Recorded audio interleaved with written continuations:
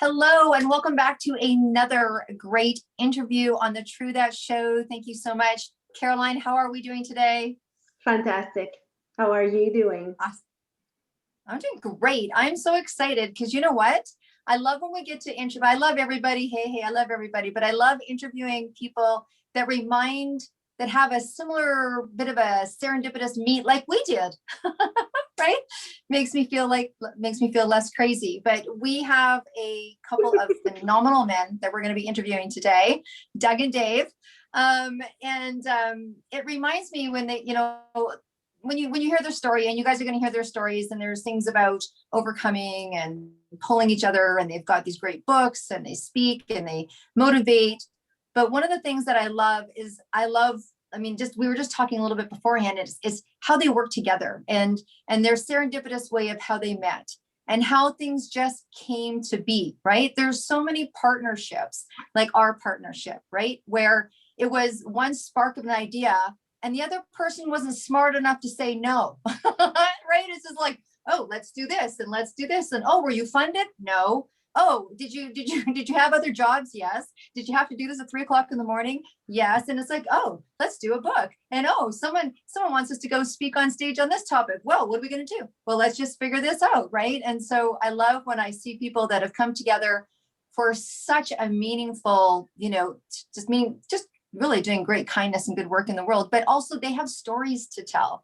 And it just kind of reminds of and people go, so how did you and Caroline meet? Oh, I don't know. We just met on this trip to go open up this country. And we did 11 flights and 13 hotels together with 4 other women. And we came out friends. We came out friends. But anyway, so I'm super excited about meeting them. And that's what you're convinced of. Oh, maybe we didn't come out friends. Maybe we didn't come out friends. Who knows? But we've been friends for a while, and I think our whole work has been around taking people from one place and moving them to the other in their business or in exposure or financial, or the work that we do with certain sectors, or things that we've done with women in business, and just kind of being that co-mentor for each other and walking. Sometimes you walk for me and sometimes I walk for you. Like I sent you a text yesterday. Let's get real, get transparent, right? I sent you a text yesterday. I'm like, man, I hit a wall and I got to turn my phone off for a while. And you're like, hey, that's okay. It's like this tag team. Maybe I'm in fantasy land, but some of the greatest partnerships are about that, right? It's like those little things that people do that make the biggest impact for you, right? Yeah.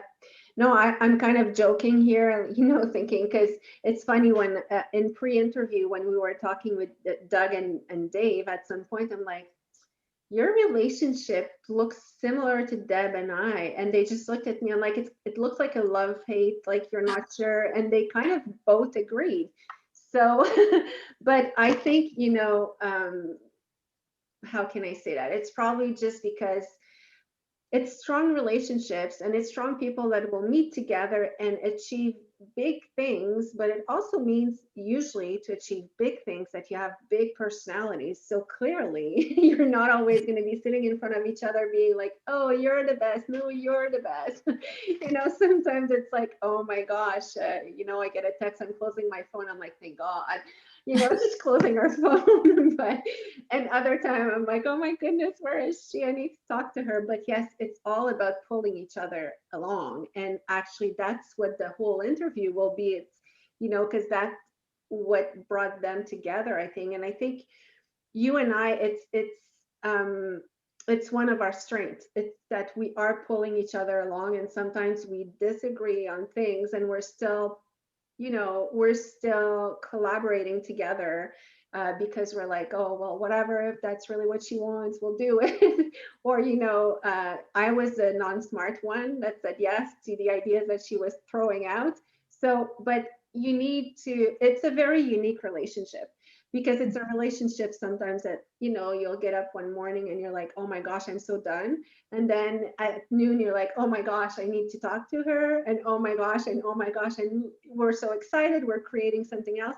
But I think that one of the big thing is that we're real, and real relationships can't always be perfect. That's not true. I don't have anyone in my life that I absolutely love every single minute.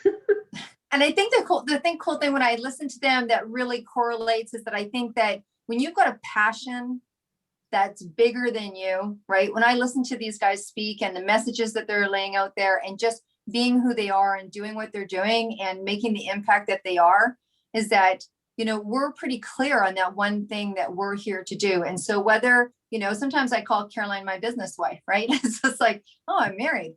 All right. But some days, you know, some days if you haven't been married, you know, but we have a goal that's bigger than us, right? We have a mission that's bigger than us. And their mission is so empowering. The first time that I had a conversation with Doug, and I, you know, thank goodness for social media. Sometimes, you know, I think the universe just puts people together on Facebook. Sometimes it's a great medium for the universe to work through. And we started talking, and his son, you know, and his family, and I won't share that because that's his business, but, you know, I have some similar situations, and then one thing leads to another, and it leads to another, and great people doing great things. So why don't we talk to these great people? I was going to say, like, why don't we bring them on instead of doing the interview about them, not with them? So welcome, Doug Cornfield and Dave Clark. So good to have you here. Hey, we're glad to be here. Nice to be here. Yeah, it's fun. Awesome. So let's start by the comment that I made. You know, it seems like your relationship is a bit like ours. How pleasant. Yeah. I don't know about the love, but you know, the love, stay away from me for a little while, and then, you know, that kind of thing. Especially when we're in hotels together, because we're so cheap and oftentimes so poor. So we're in a hotel together, we'll stay in the same room. Yeah. And because he's coming from Florida and I'm coming from New York, I wanted like 65 degrees in the room and he wanted like 85. So that's a constant and I'm such a bad person that I literally wait until he takes his brace off and he's in his bed. And what do you think about and that? Then I go and I make sure the thermostat's turned down so I can sleep at night. Right. Well, I have to say that, you know, that's pretty much one of the only things that Deb and I have in common is that we like it hot. So when we travel together, we're okay. But when we were traveling with, and it was not four other women, we were 6, they all liked it cold. So it was a battle because we were renting an apartment. And one night they were so done with us complaining that when we fell asleep, they put it so low that we literally froze all night. And anyway, that was kind of the end of those relationships. But let's talk about you here. How did you guys met? Like, how did all of this come to be?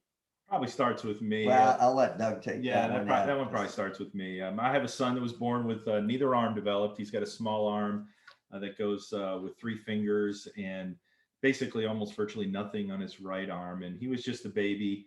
And I was reading an article about Dave in the Atlanta Journal. Dave was given the Heroes of Sports Award, and you know, some big hitters were there, the ESPN guys, Nike, and it was a big $15,000 or $17,000 check. 18, there you go. And most of that was given away to the YMCA for disability baseball camps. And I'm reading this article in a coffee shop in Georgia. And I'm finding out for the first time about this person who played professional baseball on crutches.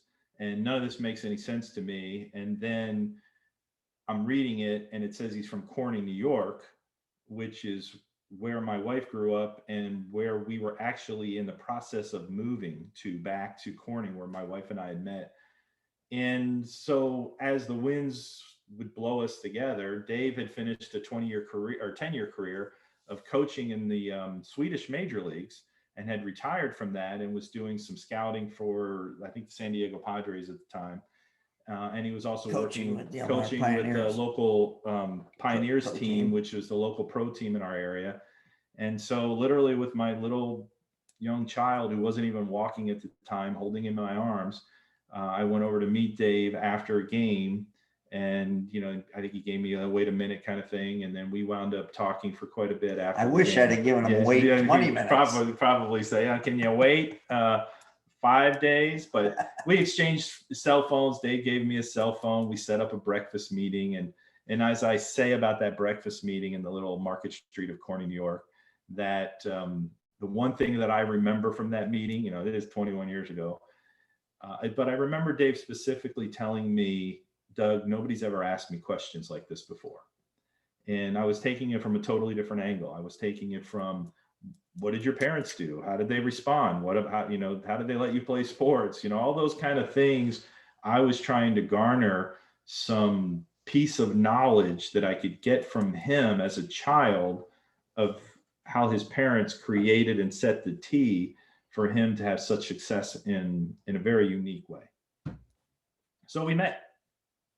You sorry? So that's incredible. That's incredible. I mean, I know the story goes on and on a little bit, but so what was that moment where you decided that you were going to work more together? And what was the first project that you guys decided to bring? Because I imagine you were thirsty for knowledge. You had knowledge. You were in awe. I mean, Dave, you got to tell us a little bit of your story of kind of how this started for you, and when did it start to solidify? I know when the light bulb went off for me, but for him, it took a long time. Well, yeah, I think the light bulb went off for you when Gid was in Baltimore. No, before that. Before that, okay. No, before that. Actually, I was on my old cell phone. Okay. And we were having a conversation, and Dave's story didn't make any sense to me. We'd gotten to know each other a little bit, and we had a long conversation. I was riding in my car on my cell phone, and I finally asked Dave, okay, it doesn't make sense. I didn't even, none of this makes sense. And he's really hesitant on telling people details, but I'm really good at, no, I need more details. And so I'm sitting here extracting from him. And finally I asked him, yeah, probably. So I am on the phone, and I don't even know why I didn't ask him this earlier, but I'm like, okay, Dave, what pitches did you throw? What was your main pitch? And then he finally told me, well, I was a knuckleball. You don't know what the knuckleball is. It's pitched with the tips of your fingers or your knuckles, and it floats like a butterfly. It floats like a butterfly because it doesn't spin. And in that, it makes it very difficult to hit. And so, of course, I'm an athlete. I knew what a knuckleball was. And then I'm like, okay, now the light bulb started going off. And I remember sitting on my porch telling him that day, why is your story not a movie? Because it sure ought to be. I said. And he's like, oh, no, everybody's got a story. And then I've heard that for about 15 years. But you know what? I think we need to bring our listeners up to speed here, because we're all assuming that everyone knows. But what makes Dave Clark's story so unique, that he was a pitcher and he was in minor leagues and like he was a pro? What makes it so unique, Dave? I don't know. I think it's that's the kind of question you have to dig out of him. He would just say, I don't know. You see, one of the things I always say is that there was no transition period for me. I had polio at 10 months old. I had not quite learned how to walk yet. So when I grew up, using crutches and braces was my norm. So I never looked at it as anything fantastic or unusual. I just did it. And I think that's the viewpoint that I still have today. And because I just did what I did, and I didn't think anything of it. I didn't think that it was anything unusual. And so when my career ended, that's pretty much the way I thought about it as well. And that phase of my life is over. I went into coaching, and I coached, and I had pretty good success as a coach because I had a unique approach to coaching. And a lot of coaches will tell you that they want you to work on your weaknesses and make those better. I took the exact opposite approach. And I tell this today in clubhouses when I talk to players, is your strengths are what got you here. Work on your strengths and make them better, because that's what's going to keep you here. And that's what I focused on as a player. I had to work on what I was good at to get to the level that I got to. I was never going to run to first base in 4 seconds, no matter how much work I put into that. So my philosophy was, why work on that when I can make my knuckleball better by working on that? And that's what got me there. So, I have a unique perspective on things because I always had to think outside the box in unconventional ways to get to where I got to, but I never thought it was anything spectacular. It isn't. It really isn't. I But mean, I get what you're saying because, and it totally made sense when you said that, because for you it was your norm. You were born this way, you right. made it happen, so you didn't see it as like a big courageous act. But with retrospect, you can see now that there's not a lot of baseball players playing on crutches and making it this far. Well, it took a dream that he had that he told me, I don't know, 5 or 6 years ago Watching now at my a breakfast place. So he confided with me about a dream that he had, which was I was watching myself play hockey. I was up in the stands watching this goalie play hockey, and I thought it was pretty cool. Yeah, true, because you said you played as a goalie, ice hockey as well. And I'm not a huge sports fan, honestly. The only sport I know is because my son played, but he was a goalie, and I know it's not an easy position. Well, any position is not easy, but especially goalie, and you need to have such a mindset. I remember, we would go in tournaments and everything, and I was in the stand. I'm only the mother. I was only watching, and I was literally sweating, like it was dripping. Just watching my son, I was like, oh my goodness, And when he stopped and went back as a player as last year, I was just like, oh, hockey is fun, but I was not getting all these emotions anymore. Like going to a hockey game was just normal. But I mean, it's not a small thing to achieve. And for someone on crutches to be able to go as a goalie, it's quite spectacular. So clearly you have a very, very strong mindset as well. That I'll agree with you on. And I think over the years I've come to realize that that's a God-given ability. You do have to have a strong mindset, and I know. I think it was one of my pitchers, Greg Cagle, was talking to Doug. I think that was who it was, but he said something about Dave's the strongest guy mentally I've ever come across, and I will agree with that because there's been some tough times in my life, and I've always been a guy that's found a way under, over, around, or through it.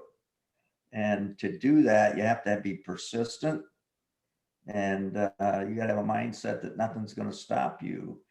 And I've always had a mindset that if I wanted to try to accomplish something, I was going to do it. And that was, I think that goes back to my third grade teacher because I want to know myself whether or not I'm able to do something. I've snow skied. I have parasailed. I have played golf. I got a hole-in-one in golf. Oh, And it was just a par 345-yard hole, but and I won't tell you why. I won't tell you what I got on the hole before and why I got the hole-in-one because you have to read the book for that I was one. totally ticked off and slapped the ball and it just got lucky and went in. But there's things I've tried that I've not been good at, and so you find out those things. And I think that's one of the things we try to do with what Doug and I are doing today with the camps we run for kids with physical and mental limitations is we want them to find out what they can and can't do by themselves, not because somebody told you can't do it. And we want to see them reach whatever potential it is that they have. And I always wanted to do that. I always wanted to reach the potential. When I started thinking about going to try out for professional baseball, again, mentally, I was strong enough to realize chances weren't good. Chances were not good. I knew I wasn't going to get looked at. I knew I was going to have to create my own opportunities to get looked at. And I always tell this too, you got to be willing to prepare with no guarantee you're ever going to get a chance. So I did that. I ran 5 miles a day on my crutches, 13-minute miles. I lifted weights. I rode the stationary bike. I did calisthenics. I was doing 400 sit-ups a day and 100 100 groups of 100. And I worked out 4 hours a day, 6 days a week, dedicated to get where I got to. And I never had a guarantee that anybody was ever going to show me a chance. But if they did, I wanted to be prepared. And I try to get that across to the pro athletes today, is that you're here, but you don't want to be at this level. You want to keep going up the scale to the major leagues if you can get there. But you got to put the time and the effort in with no guarantee, so that you are ready if you get that call. I'm sorry, I'm totally hogging the interview here, and I don't feel bad. But because, you know, I'm listening to that, and it's just like, it's now we're watching you, and we're seeing the result of everything that happened. So we're seeing the end of the movie, and we're like, wow, that was amazing. But there had to be times when you had to have so much strain, because I'm sure, because we're not in a perfect world, that you were bullied, that you were, you know, made fun of, that you were told you can't do this. And I'm sure at some moments you were sitting there thinking, like, is it really worth it? Do I need to do all of this? Oh, you bet. You bet. There were times when I wanted to throw it in. We all do. I don't care who you are, how strong mentally you are. There's days when you want to cash it in. And just several of those days. You know, I could tell a story about Eau Claire, Wisconsin. Worst game of my career. You know, I played thousands of games over the course of my career, and you forget a lot of them. Most of them, for a matter of fact. But this one sticks out, and it was the worst game I had ever played, I thought. And I went into the clubhouse. It's an old stadium, and we had about 5,000 people there. I thought I had made a fool of myself. The team got trashed. We got thoroughly manhandled. And I went into the clubhouse, and I took my crutch and I started swinging it like a baseball bat against a metal pole. And it started bending the crutch into like a C shape. And I just kept beating it and, you know, letting out expletives. And He's got a little bit of a temper, just to let people know. And a teammate came in, and he tried to intercede. He said, hey, somebody wants to see you. And I just said, you know, blank, blank, blank, and boom, boom, boom, boom. And he kept after me. And I said, I told you, blank, blank, blank, boom, boom. The third time he said, there's a dad with a little girl in a wheelchair out there. When he said wheelchair, I froze, stopped me dead in my tracks. He said, there's a dad with a 10 or 12-year-old girl out there in a wheelchair, and she desperately wants to meet you. So now I'm in a dilemma because the crutch is in a C shape. And I say, hey, can you jump on that thing and get it straightened out? So here's a guy with spikes jumping on a crutch, straighten it out. He gets it straightened out. I walk out, and there's this gentleman, and he says, my daughter really wanted to meet you. And I went on about, you know, I was thinking all about myself. I was going, I am so sorry you had to see that mess, and such a terrible game. Worst game of my career. I'm so sorry. And she says, you don't understand. And I said, I understand I had the worst game of my career, and I'm so sorry you had to see it. No, you don't understand. Yeah, I understand. I did terrible, and I'm sorry you had to see it. You don't understand. I said, what don't I understand, honey? And she stopped me dead in my tracks, because she said, you were on the field. That put it all in perspective. I was on the field, something she was never going to be able to do. And she saw it from a different perspective than I did. So even a guy that's got severe limitations, that's playing pro baseball, has to have a perspective check. I took it for granted. I didn't after that. That's an amazing message. Doug, I can see how you'd be fueled on many levels on why you think that this story, and I think that I could easily speak for Caroline on this, really should be a movie. You know, there's those movies, right? There's those movies that are classic and stay because every generation that comes has its own challenge. You know, we can talk about how it's easier for, you know, I'm in my 50s and it's easier for 30-year-olds and my 17-year-old starting his first business because he can, because that's the millennial. But every generation has its stories. Every generation has its humanness. There's always going to be the ups, the downs, and we always need those stories. And so I know that the movie isn't here yet. And if anyone is out there and they want to make a movie and throw some money at these guys, they're going to be talking to you. So I just want to put that out there because I hope that happens in soon because we need stories like this. But you have created 2 amazing platforms with 2 books. So why don't we talk a little bit about that today? Because I think that this message should be out there.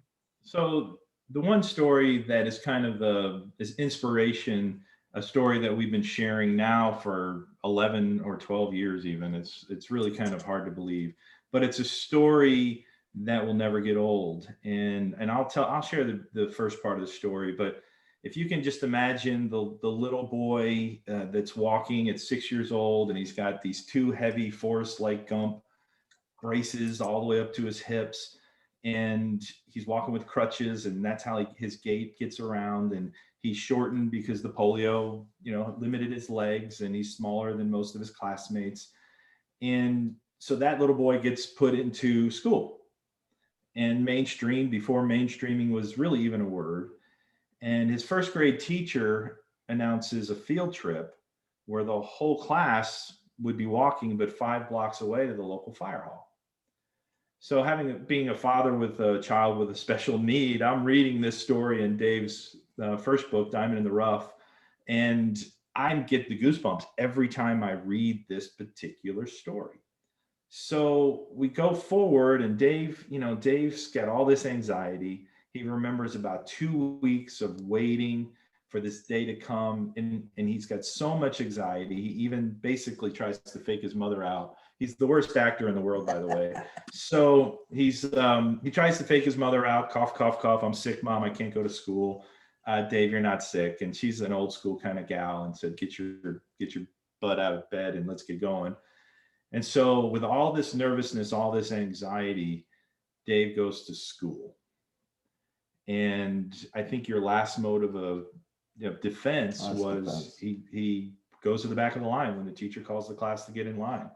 And so he's motoring over to the back of the line, knowing everybody's going to go out ahead of him. They're all excited. They're all going faster. And with all that anxiety of being left behind, being called slowpoke, all of those things, Dave's classmate, a young man, he never forgot his name. His name is Ernie Pound. Ernie had brought his radio flyer wagon to school that day to pull Dave. And it's one of those stories. I've said it so many times, and even as I'm saying it right now, I still get the goosebumps. And kind of why I share this story, so we don't have a blabbering, crying baby over here. So when we do this at a speaking event, Dave usually shares the first part of the story. The second part of the story is me 45 years later, organizing as a friend, not as a business partner, as a friend, organizing book signings, the very first book signings that we ever organized. I wound up calling and finding this Ernie Pound. Found out they hadn't seen each other since first grade because their family had actually moved to California. He eventually settled back about 45 minutes away. So he went to a whole different high school, didn't know Dave, didn't remember Dave, didn't know what Dave had gone on to do, like many of Dave's classmates. And I found him. Ernst Pound had one of those weird, awkward phone calls. He doesn't want to talk to me. I think my caller ID back then was coming up Merrill Lynch because I was at the Merrill Lynch office. So the last thing he's wanting to do is talk to this guy who's probably trying to sell him something. And I wasn't trying to sell him something. I was trying to tell him he was thanked in a book for something he might not even remember. Because when you're 6 years old, what do we remember? And he remembered the radio flyer wagon that he came. He actually, I remember him saying it was his sister's wagon. And he told me where he lived, which is right by the school. And he must have brought it to school that day with the intent of helping Dave. Doesn't really remember how that all transpired, but we've met so many people that know Ernie, even down at a speaking event we did in Florida just back in February. Yeah. One of his cousins couldn't believe it that we were telling this Ernie Pound story. And he wound up buying like 5 of the books and wanted us to sign them and stuff. And anyway, this man, Ernie Pound, I find him and I convince him to come to a book signing. And he literally puts a book underneath Dave's nose. He's got no clue. And the book goes underneath Dave's nose. Dave says, "Who should I sign this to?" And Ernie goes, "Just please sign this one to Ernie Pound." And to say the emotions got pretty electric. And I literally, at our speaking events, I have to share that part of the story because he gets lost for 5 minutes in emotion almost every time. And so that's basically why I share the second part of that story. And we have a clip of that, and people can go on our website, apoundofkindness.com or .net, and they can watch this minute of video, and you get to see this incredible reunion.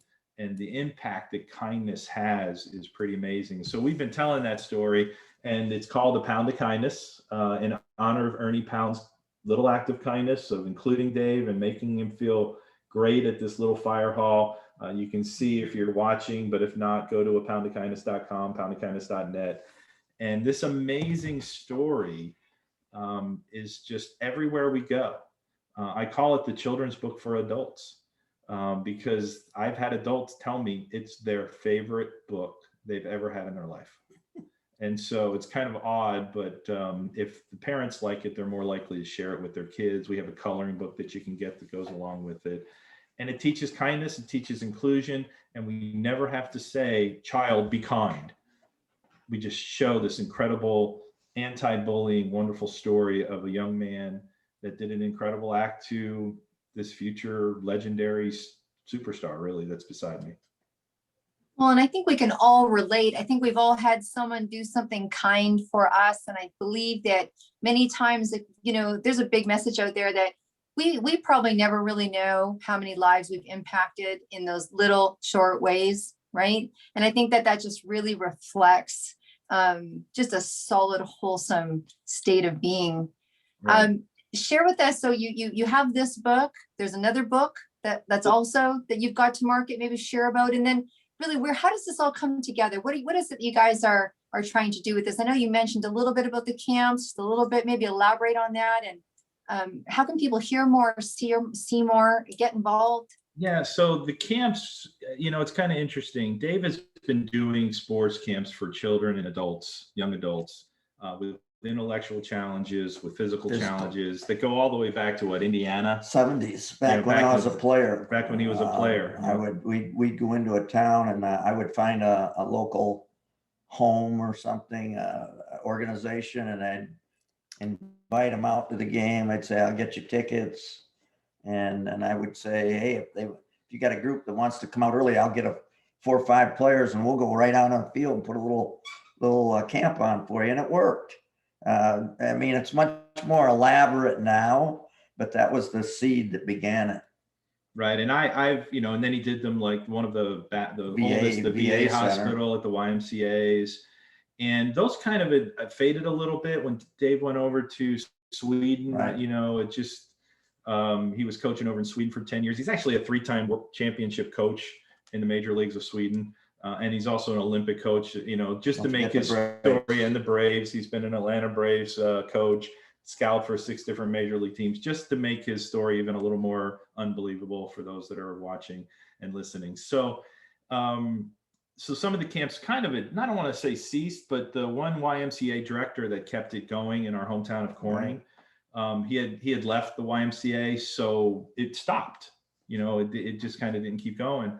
And when I wound up leaving the financial world and partnering with Dave to tell his story, to get speaking events, to create children's books, all that was on my business plan. And we had a meeting early on, and Dave says, "Doug, what I really want to do is I want to do more sports camps for kids with disabilities. I'm like, well, okay, let's see what we can do. And so we recreated 10 years ago, actually going on 11 years ago, a camp in Corning. I gave it a name. I called it Disability Dream Day first, and then we eventually changed it to Disability Dream and Do. And the story behind that is Dave has a quote where he says there's two types of dreamers. There's dreamers that dream, but there's also dreamers that dream and do. And he's obviously fits into the second category. He's a dreamer, but he's also a doer. And so we called it Disability Dream and Do, or D3Day. D3day.com is our main website. And we started doing these camps. And before you know it, he said, hey, let's approach another team. He had already been doing one with the Minnesota Twins, free, never charging, feeding people, getting tickets to game. We get all the players all out. the players, t-shirts, hats, make it a big deal. And we started adding other teams. And before you know it, we added the AAA Twins, and we added the AA Mets, and we did camps with the AAA Milwaukee Nashville Brewers, Sounds. the Milwaukee Brewers at the time, and then became the Colorado Rockies organization, and we worked with the Phillies, and now Texas Rangers. It looks like this Tampa Bay Rays, and so we started adding these camps, and all of a sudden I'm starting to say, you know what, this is a little hard to fund all these camps, out of very little income, because I had left my world and he wasn't really coaching. He was scouting a little bit, and we're like, okay, how do we fund it? And out of desperation, I have a bit of a sales background and marketing background, and I started creating products. We're from Corning, New York, and a little background of Corning, New York. It's a major international glass town, and he grew up literally right across the street. You'll actually, if you go to you can see the famous tower. It's a glass tower that I put on the cover of Dave's book, because he grew up literally almost directly across the river, less than probably a quarter of a mile, half a mile tops, from this famous glass tower that still stands there. And so I created a honey mug. We filled it with honey, raw local honey from the Finger Lakes. I cut his logos of him pitching, throwing, and fielding into this mug, made it a collector's mug. So we cut the glass. We, again, we're a glass town, and we filled it with honey. And before you know it, I didn't realize how much people loved honey. And it really rescued us to keep us moving. Without people giving a $20 donation for a jug of honey here and there and everywhere, and then my son getting involved. I don't even want to put a number of how much honey he sold, but let's just say it's a lot of zeros, and not behind the decimal point. That my then 14-year-old son and now 22-year-old son. And then we just started creating other products. And then the children's book is, obviously this is not just about sharing a great story of kindness. It's also about, it had to be profitable. We can't afford to do stuff that's not profitable. So because we're funding these camps and we don't charge, and I'm traveling all over, Dave's traveling all over. We have another Dave that was born with no legs that comes now to all of our camps the last 6 years. He's another amazing Dave. And so just bit by bit, we started doing this. And of course, we hit a little bit of a brick wall last year. Yeah. And just quite frankly, so we hit this brick wall. What do we do now? Well, we write another book. And so that's what I spent a lot of time doing last year. And to segue, this children's book that we wrote, A Pound of Kindness, is now the inspirational story of a book soon to be out called Pulling Each Other Along. And we're really excited about this book. We have Terry Bradshaw wrote the foreword. The website's being developed right now. We have some legendary, and I mean really legendary athletes, both physical, wounded warriors. The young man, Chris Nickick, who just is the first man with Down syndrome to ever finish an Ironman contest. So his story's in there. I'm writing this with Todd Sivan. He wrote the story of Dick and Rick Hoyt. If you're not familiar with the Dick and Rick Hoyt story, it's fascinating. And so the Hoyts are a part of this book. Of course, their chapter should really be called Pushing Each Other Along, because we're pushing each other along. We have Rocky Bleier, for those that are football fans of the NFL. Rocky Bleier agreed to be a part of the book. Legendary made-for-television movie back in 1980. When he said yes, I was like, oh, Rocky, you don't know how good this is, but I couldn't tell him how wonderful that is, even though we've become friends. But he jumped on right away, said, Doug, yes, I'm in. And I'm like, okay. Because I hit him at a different angle. I said, hey, Rocky, we don't necessarily want to regurgitate your incredible story of getting a grenade in Vietnam and getting shot and being left for dead. Let's talk about what pulled you along in your life. And so his chapter is focused on the influences and this as he says, in the middle of the night in Vietnam, a black soldier, he doesn't even know his name, reached around him, pulled him, threw him on his shoulders, and carried him to safety, stopping every once in a while, and literally never even had a chance to thank this man. He has no idea who it is. So it's a mysterious soldier that pulled him along, rescued him. Of course, Rocky went on to win 4 Super Bowls with the Pittsburgh Steelers, incredible running back with Franco Harris back in the great 70s. And so we have a pretty cool lineup. And that's just a little taste of it for this new book. But each chapter is a chapter unto itself. So you could. I can't wait. Can't wait to read that book. And just to make it clear, because you told me earlier, but it's a book for adults. It's not a book for kids. And that the children's book is also, I put it upside down. The children's book is also for adults, because we need some kindness in this world. I don't know about you in Canada, but we do need it down here in the US. we do. And you know what, I will echo a bit what Deb said, but we never know what kindness will do, because quite often it's simple gestures for someone who will do it, but we don't know the impact we have. And I know that the people that had the greatest impact are not necessarily people I knew or that I stayed in touch. It's just someone who told you something when you really needed it. So we need to smile at everyone every day, because we don't know what our smile will actually do. But you know, I know we need to come to a close. I feel like I could listen to you guys for another 2 hours, because it's so inspiring. And I really, really hope you will come for a follow-up interview when the book, Pulling Each Other Along, actually launches. And I want a copy. I will order it. So you need to come back and tell us where it's going to be and all of this when it's finally launched.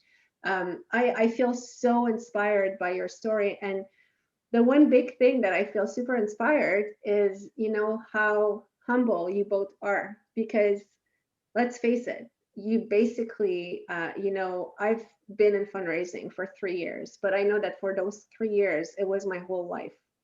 It's not a job, it's a cause, and it's a part of you. And you guys are just living it every single day for the sake of, you know, giving back to disabled kids, even if by now, Doug, your son is 22, or your disabled son was 22 or 14.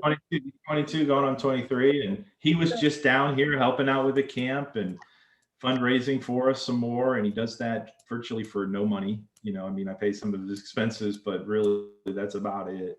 Yeah. And I hope that we make enough money. He and my daughter, actually my daughter Dominique's a big part of this for the last several years, helping me organize. She could run the camps by herself at this point.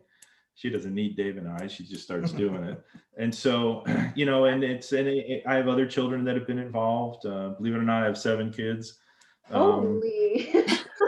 That's a whole nother podcast, probably. What a fool. One wife, just for the record, one wife. What a fool. No, not a fool. So you can come for a podcast on parenting, and you can come for another one on long-lasting relationships. But before, that's assuming she doesn't kick me out here soon, you know. Yeah, well, maybe we should have her. Let's see. But why don't you give us your information? How can people, first of all, if people want to only donate without buying something, I'm pretty sure you have a website, a way to be reached. Yep, d3day.com, and that's D with the number 3 day.com. And we have a fund that's set up in Florida where people actually have given some grants here recently. And that's a huge help. We pull money from that to just go right to the camps for the expenses of the camp. Then the Pound of Kindness, that is also on the D3 Day, but you can go to poundofkindness.net and you can order the book. We have some packages that are available, where you can get a coloring book, you can get the book, and if you even want to, you can get Dave's book that was written about his life story. That's available through that as well. Awesome. And you will come back to talk to us about pulling each other along when it comes out, but That's good. just an idea, when is it coming out? So it just went to the publisher, as far as we're waiting for the complete package. I am planning to do a Kickstarter. So we'll be starting to market that Kickstarter. One of the cool things that I'm coming up with is that we have a thank you card, and one of the awards will be to get a pulling each other along card, or like a dozen of them, so that you can hand write the people that have pulled you along a thank you note. Aww. And so we want to encourage this not just to be a book, but to be a means of, did you have a teammate that pulled you along? Did you have that teacher that pulled you along? Tell them, let them know before it's too late. And so that's going to be a part of this movement. It's not really just about a book. It's about a movement of getting people cognitive to be pulling each other along, and not just being pulled along, but being willing to pull others along too. There's a time to pull, there's a time not to pull, there's a time to be pulled, and there's also a time not to be pulled and to carry your own weight. And so we kind of have that as a theme of this whole movement. Thank you so much, guys. I feel emotional, inspired, amazing. Thank you, Dave. It was a pleasure to meet you. Thank you, Doug. And Thank you Deborah for likes to Thank you guys for having us. Very Yes. nice. Yeah, and Deb likes to have the last word, so we'll Go for it. She does that. She does that. I love her. All and above, right? I wanted to, just commend yourself. And honestly, I really appreciate the fact that you've stuck in there together. The fact that you've stuck in there together. It's relationship, business relationships are relationships. And I think that your cause has become bigger, but I can see, and I know that we're on a podcast, so people can't see the interrelationship between the two of you. You're clearly on path. I just feel like this has been a really divine conversation and like a divine intervention. And isn't it interesting how our life can change? I mean, Doug, I'm sure that when you walked out of high school or college or wherever you went, I don't know if you thought that you were going to be doing what you're doing, sitting in a hotel trying to fight about the temperature, right? So I think that sometimes the world, the universe, God, energy, whatever it is that people come across our path when they come for a reason. I think you guys are prime examples of sometimes when you say yes, it's damn yes, it's all in yes. And I think the four of us on here have an appreciation for all in. Have appreciation for all in. And Dave, just thank you so much for being a beacon, and thank you so much for sharing your story. Many people don't feel, or they felt kind of like, my story is not big enough to share. And I remember when me and Caroline were doing an interview, and she said something that has stuck with me, and it is so applicable here. It said, sometimes one person's story is another person's survival guide. And this interview alone, illuminates that. I can't even imagine the lives that you've made impact on. So for me, I just feel like this is really a divine interview, and just thank you so much for everything that you do, and just keep doing it. Thank you very much. Thank you. Appreciate we appreciate being on. One last thing too that I didn't mention, we do have a pulling each other along kind of podcast radio show, and several of our future chapters are being interviewed, and it's fun banter, similar to this. It's fun banter. It's Dave, and another Dave, a different Dave. And we just basically make the show about the people. It's live. So, but you can pull those up via the YouTube, or you can go to our Facebook page, Pulling Each Other Along, and you can go down and see some of those fun interviews, I guess. Yeah. I will, for sure. So thank you everyone for being here, and I will put all of the information with it along so you can find Doug and Dave. So have a beautiful week, everyone.